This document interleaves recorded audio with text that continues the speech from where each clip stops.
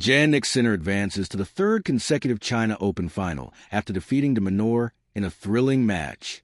The world number 2 had to fight hard against a resolute de Miñaur, who even attempted to steal a set, but once again lost to the Italian's game. Jannik Sinner defeated Alex de Miñaur 6-3 for the 6, 6-2, and is in the... Despite losing a set, Sinner is still playing at an absolutely incredible level.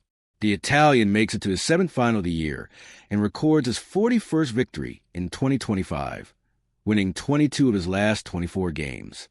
Since taking home the Shanghai Masters title in 2024, almost a year ago, Sinner has an amazing 36-2 record on hard courts, with de Miñaur having only won one set back in 2020. Sinner led the previous head-to-head H2H 10-0. The Australian had advanced in the quarterfinals after Jakub Mensik retired due to injury after just a few games played, while Sinner had just defeated a challenging Fabian Maratson in straight sets. Sinner's flawless serve results in a break to end the first set. The Australian quickly earned a couple of break opportunities in the next set, but he was unable to convert them, and Sinner ended up taking the set without giving his opponent a chance for a return, winning 6-3 after 40 minutes. In the first set, Sinner's serve was flawless, winning 71% of first serves in and 82% of those points, which was significantly higher than de. At last, de Miñaur saved 4 break points to steal a set. The second set started with both players winning their service games of love, but soon after, in the third game, de Miñaur was facing break points once more, which he was able to avoid. The set was full of opportunities for both players because of de Miñaur's excellent attack on his opponent's second serves, as well as both players' reliability in crucial situations. The tension increased as de Miñaur earned his 7th break chance, which was also a set point, and he eventually took the set 6-4, marking only the second time he had won a set against Sinner in 11 meetings. De Miñaur managed to maintain his lead and even appeared closer to the break himself, as the Australian had already saved 4 break points against him. Sinner secures a final berth with a dominating third set, with Sinner taking an opening break to love, and then saving up to 3 break points against him to lead 2-0. De Miñaur had a disappointing start to the third set, just when it looked like he might have a chance in the match. The gap widened even more when Sinner won a second consecutive break, and, using his serve, swept ahead to a commanding 4-0 lead. Sinner showed class by holding on to his serve until the end of the match, closing the victory 6-3. For the 6, 6-2, and moving on to the China Open final, where he still awaits his opponent between Daniil Medvedev and Tien. De Miñaur had won just one of 9 points on a serve in the set, and watched as Sinner consistently connected on his first serves, making it difficult for the Australian to even put the ball in play for long rallies. When Jannik Sinner closed out the match with a crisp forehand winner to seal his 6-3, for the 6, 6-2 victory over Alex de Miñaur, it was more than just another semi-final win. It was a continuation of a story that has been building over the last 2 years, a story of relentless improvement, quiet confidence, and a player who is steadily carving out his place among the greats of modern tennis. This was not a flawless match, but perhaps that is why it was so telling. The mark of a true champion is not to dominate when everything flows perfectly, but to bend without breaking when an opponent finds a way to push back. Sinner dropped a set, faced break points at key moments, and saw his opponent seize momentum briefly. Yet his response was cold, calculated, and emphatic. By returning in the third set with a display of controlled aggression and unwavering composure, he reminded the tennis world why he is now the man to beat on hard courts. There was a symbolic weight to this victory as well. Reaching a third consecutive China Open final places Sinner in rare company, but more importantly, it confirms Beijing as one of the foundations of his rising legacy. Great players have always had tournaments that felt like their own domains. Nadal in Paris and Barcelona, Federer in Basel, Djokovic in Melbourne. Sinner, still early in his career, is beginning to craft his version of that in Beijing. A third straight final shows that his success here is no accident, and each year it builds on last, cementing the China Open as a stage where his dominance shines through. For fans, it creates a sense of inevitability. For opponents, it creates dread. The context of his broader record makes this moment even more significant.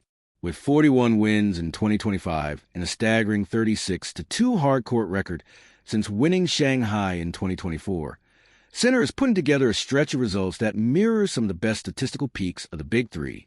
These numbers are not padded with easy victories. They include triumphs over the very best in the game, as well as the ability to consistently dispatch players ranked outside the top 10 without lapses in concentration. This consistency is what has separated great talents from legends throughout tennis history, and it is precisely what Sinner is now showing week after week. For Alex de Miñaur, the match was bittersweet. Winning only his second set against Sinner in 11 meetings was, in its own way, a moral victory, but the ultimate outcome remained depressingly familiar. Rivalries like these often carry a psychological weight heavier than the physical contest itself. Every time de Miñaur faces Sinner, he knows the numbers, he knows the history, and he knows that even his very best may not be enough.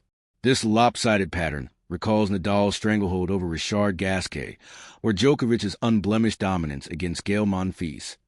Both high-level players who simply ran into opponents against whom their styles and weapons never matched up. For de Miñaur, Sinner seems to be that insurmountable obstacle, the opponent whose power, depth, and serving leave him no room to impose his own game. Yet, if there is a positive to be drawn, it is that even in defeat, he forced Sinner to work, to adjust, and to fight, which is more than many others can claim. The larger picture, however, belongs to Sinner. Tennis careers are often defined by turning points, seasons where a promising talent transforms into an undeniable force. For Roger Federer, it was his Wimbledon breakthrough in 2003. For Rafael Nadal, the first French Open title in 2005. For Novak Djokovic, the 2011 Australian Open that sparked his era of dominance. For Sinner, this period stretching from Shanghai 2024 to the current season may be looked back upon as a defining leap.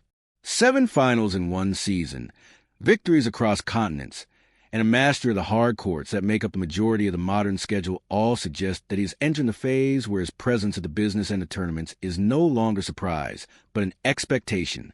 What makes Sinner's rise even more compelling is the way he wins. He does not rely solely on one overpowering weapon, nor does he need opponents to collapse mentally. Instead, he wins through a balance of attributes. A serve that has grown into a weapon, a forehand that dictates rallies with precision and depth, a backhand that is as reliable defensively as it is penetrating offensively, and, above all, a mentality that grows stronger with each challenge. Matches like this one against de Miñaur showcase that blend, where patience and intelligence combine with firepower and belief. Even when losing a set, he never truly looked like a player in danger of defeat. And that aura of inevitability is something that only the very best develop.